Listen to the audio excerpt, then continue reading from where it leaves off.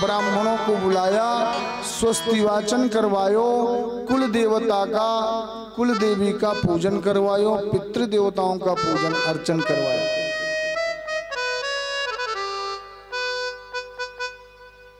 पूजन करवा करके बाबा ने दान क्या दिया ब्राह्मणों को? धेनूनां नियुते प्रादा विप्रेभ्यः समलंकृते तिलाद्रीन् सप्तरत्नौघ सात्यकौम्भावरावृता।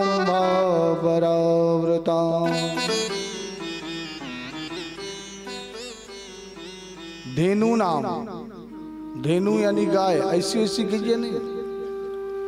जो गाय दिन में दोनों टाइम 10-10 लीटर दूध दे रही है, 15-15 लीटर, ऐसी गाय। और कोई बूढ़ी गाय नहीं, बिल्कुल जवान जो अभी अभी ब्याई भई है। तो गाय बस दान नहीं दे रहे हैं, गाय के गले में जो सांकड़ है वो भी स्वर्ण की है। गाय के जो सींग है वो भी स्वर्ण से मंडित, रत्न जड़ित करके, रत्नों से मंडित करवा दिया सींगों को। पैर हैं जो खुर हैं, वो खुरों में सोने की चादर चढ़ाकर और हीरे जवाहरात मढ़ा दिए पैरों में। गौ माता का केवल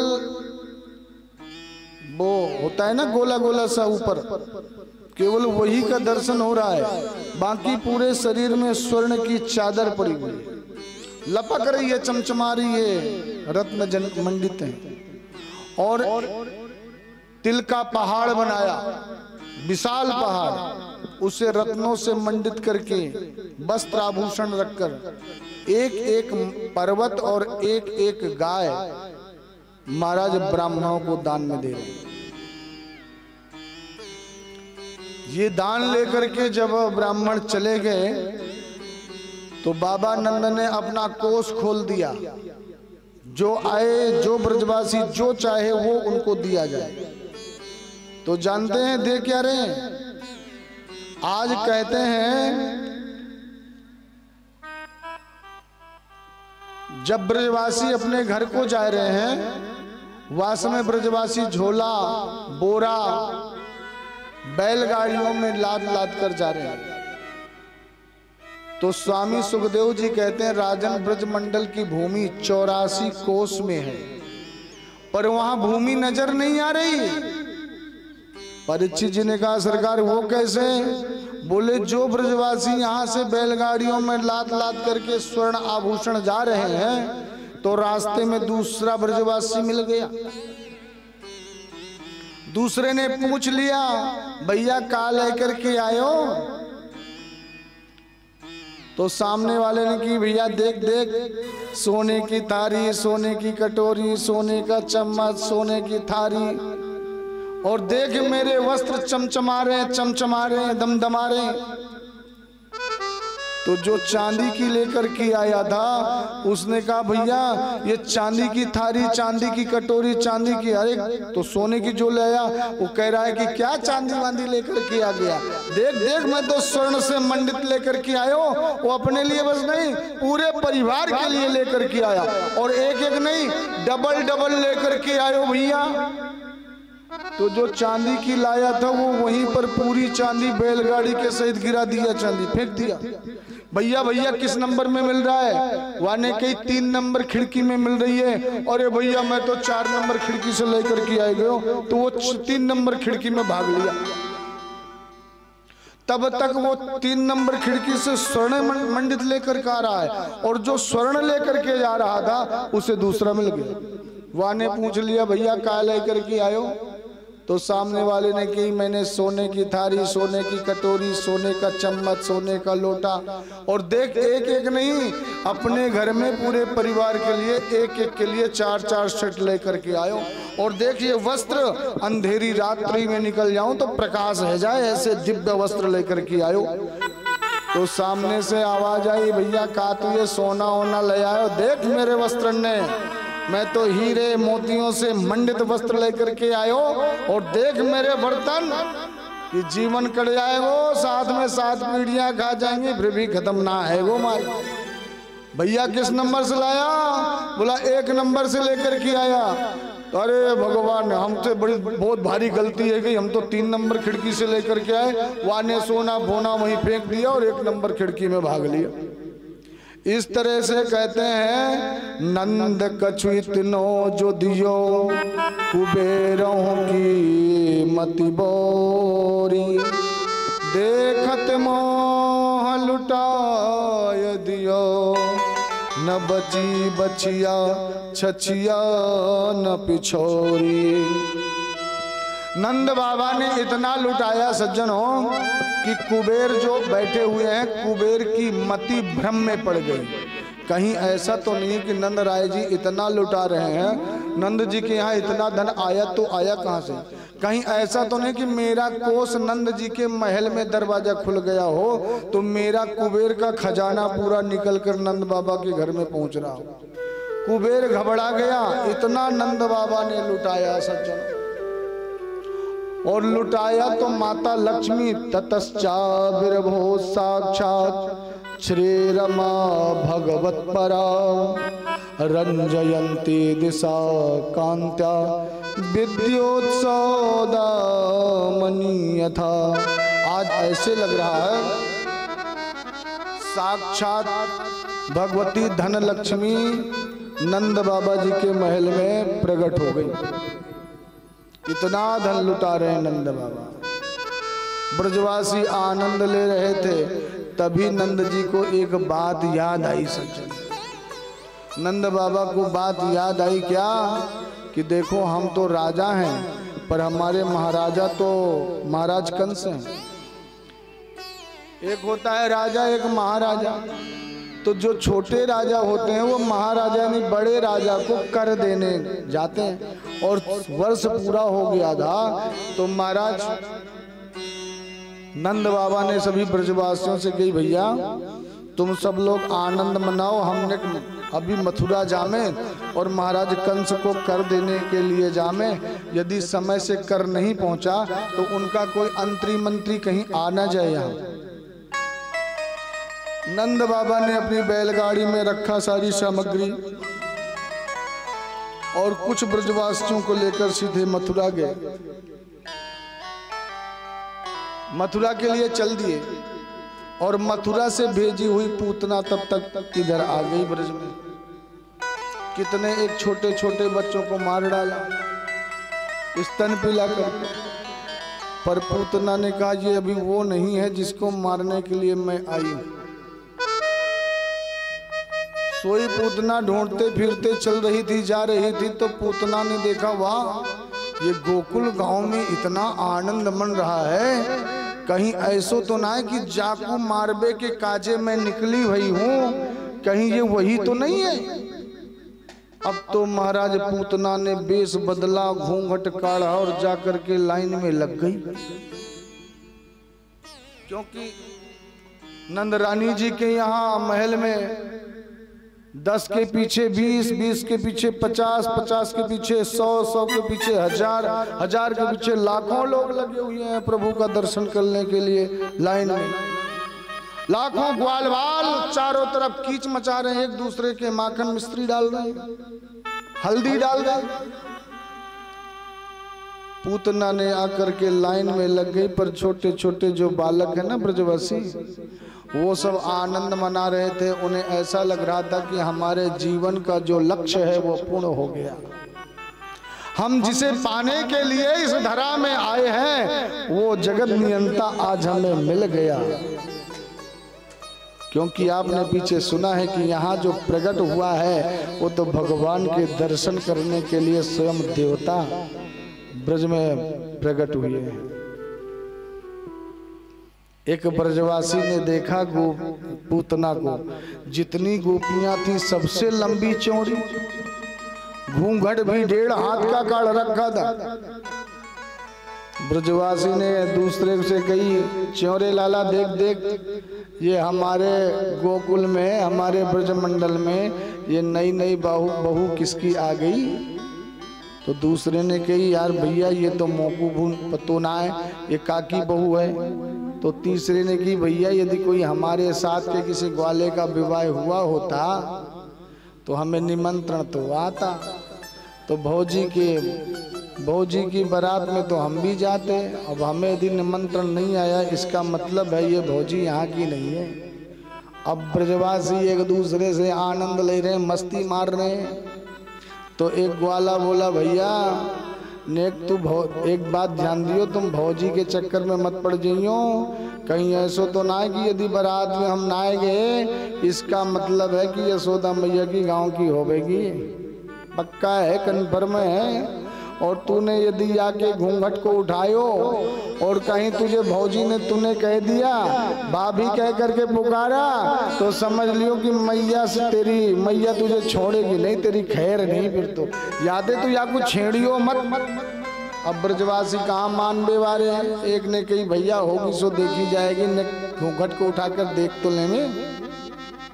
सो दूसरे ने कही ना ना भैया तू यहाँ इस तरह किसी का घूंघट नहीं खोल सकता, कहा पतो ये भौजी है कि कोई और है। एक ने कही हाँ भैया ये बात तूने साची कही।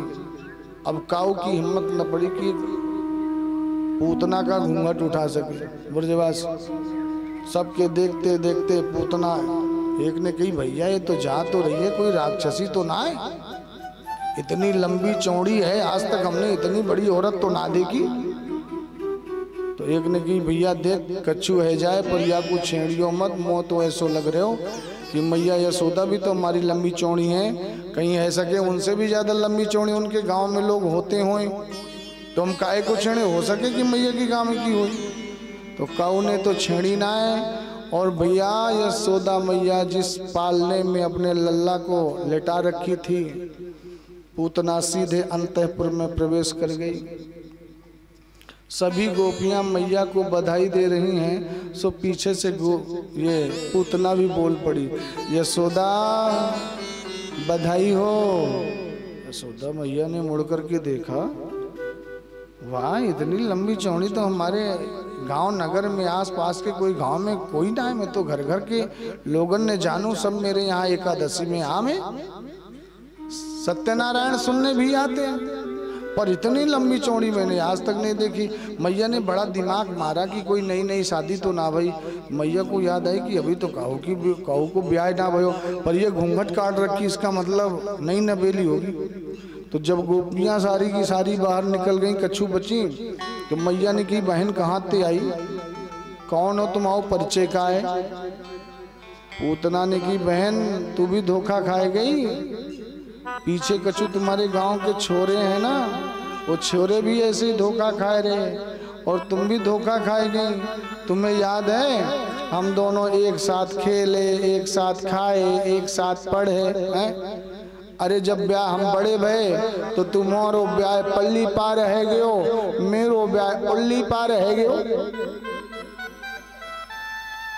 आज मोए पतो पड़ी कि मेरी सहेली यशोदा के यहाँ लाला भयो वर्षन के बाद यादें मुँह को लगे कि मैं भी जाकर लाला को ने आशीर्वाद दे आऊं। सो आशीर्वाद देवे के काजे में भी आएगी। मैया ने बहुत दिमाग लगाया, बहुत दिमाग लगाया, बहुत याद किया ये कौन सी सखी है, कौन सी साथ में पड़ी है, कौन सी खेली है, क्या पता। पर मैया का दिमाग जब बिल्कुल दही हो गया तो मैया ने क्या होगी सो होगी, क्या लल्ला को दर्शन तो कर भी आई है ना, दर्शन करेगी, आशीर्वाद देगी, कोई बात नहीं है भैया तू भी दर्शन कर ले। मैया ने कही ऐसा कर बहन, मेरे यहाँ संत आए भय हैं, ब्राह्मण आए हुए हैं, उन ब्राह्मणों को मुझे स्वागत करने जाना है, तो तू तो लाला को आशीर्वाद दे, दर्शन कर, मैंने संतों से आशीर्वाद लेकर के आऊं, उनकी व्यवस्था करके आऊं, उनका स्वागत करके आऊं। यशोदा ने कही बहन तू चिंता मत कर, ऐसो आशीर्वाद दूंगी, ऐसो आशीर्वाद दूंगी कि जिंदगी भर याद रखेगी। मैया तो चली गई और यहाँ पूतना भगवान के पालने के पास खड़ी हो गई। अब आ जाओ मथुरा में। इधर आ गई पूतना, उधर पहुंच गए नंदराय जी। और जैसे नंदराय जी पहुंचे तो मार्ग में जहां लड़की बालिका जो अष्टभुजा रूप धारण करके देवी चली गई, वह दिन से कंस ने नंद वसुदेव जी को और देवकी जी को कारागृह से मुक्त कर दिया। तो आज संजोग वश वसुदेव जी मिल गए नंद जी को, और नंद और वसुदेव जी बाल्यकाल के मित्र हैं।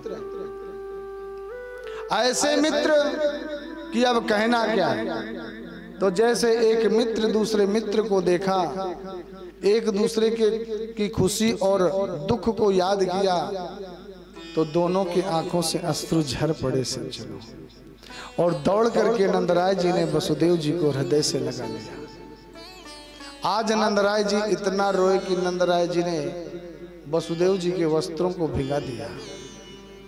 पर वसुदेव जी सामने खड़े हो गए और बोले, नंद जी आज आप यहाँ कैसे?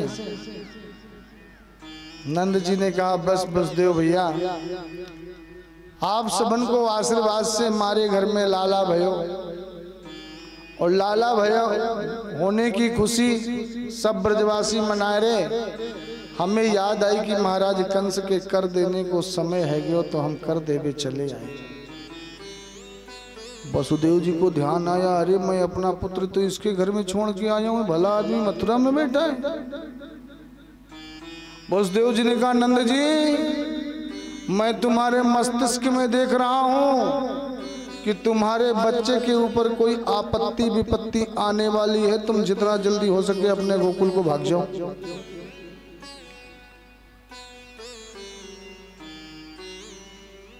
पर वसुदेव जी ने कहा, भैया, नंद जी ने कहा, बस अब ही गयो, और अब ही महाराज कंस को कर दे करके मैं सीधे गोकुल को जाऊं, क्योंकि नंद जी कहते हैं वसुदेव कोई साधारण व्यक्ति नहीं है। ज्योतिष में परम निपुण, विद्वानों में अग्रगण्य, कभी इनकी बात गलत नहीं हो सकती। अब ही मैं जाकर के महाराज कंस को कर दे करके तुरंत अपने गोकुल को जाऊं। पर भैया आप ठीक हो ना? वसुदेव जी ने कहा, भैया मैं तो ठीक हूं, पर एक बात बताओ नंद जी, तुम्हारे यहाँ लाला भयो, पर लाला की खुशी तुमने अकेले अकेले आनंद मना लिए, मोकू तो निमंत्रण भी ना दिए। नंद जी के सोई नंद जी के नेत्रों में अश्रु आ गए और बोले, भैया वसुदेव, भैया जब मैंने ये सुनी कि मेरे मित्र वसुदेव के 6 पुत्रों को इस दुष्ट कंस ने मार दिया, 7वां बालक गर्भ में आया और गर्भ में ही खत्म हो गया, 7वां मिला नहीं, और 8वां जो आया तो वो भी तुम्हारे यहाँ लाला की जगह में लाली भई, और वो भी लाली को जब अनंत आकाश में जाकर अष्टभुजी देवी बन गई। मेरे यहाँ एक पुत्र हुआ तो मेरी हिम्मत नहीं पड़ी कि एक पुत्र की खुशी मैं अपने मित्र वसुदेव से सैर कर सकूं या उनको दे सकूं। जिसके जीवन में 6-6, 7-7 पुत्र हुए और एक भी ना मिले हों, तो मैं एक पुत्र की खुशी में आपसे क्या बांटता। इसलिए भैया मैंने आपको निमंत्रण नहीं दिया। पर वसुदेव भैया, मैं तो तुमसे बहुत प्रेम करता हूँ, मुझे क्षमा करना। सोई वसुदेव जी हाथ जोड़कर खड़े हो गए, बोले, मित्र ऐसी कोई बात नहीं है, पर जो भाग्य में लिखा होता है उसे भला कौन मिटा सकता है। पर मुझे इस बात की संतुष्टि है कि मेरा जो एक पुत्र है रोहिणी का, वो आपके यहाँ है, और दूसरा जो आपका पुत्र हुआ है उसे भी मैं अपना ही मान लूंगा। नंद जी ने कहा, हाँ भैया, वो तो आप सभी के आशीर्वाद से हुआ है। आप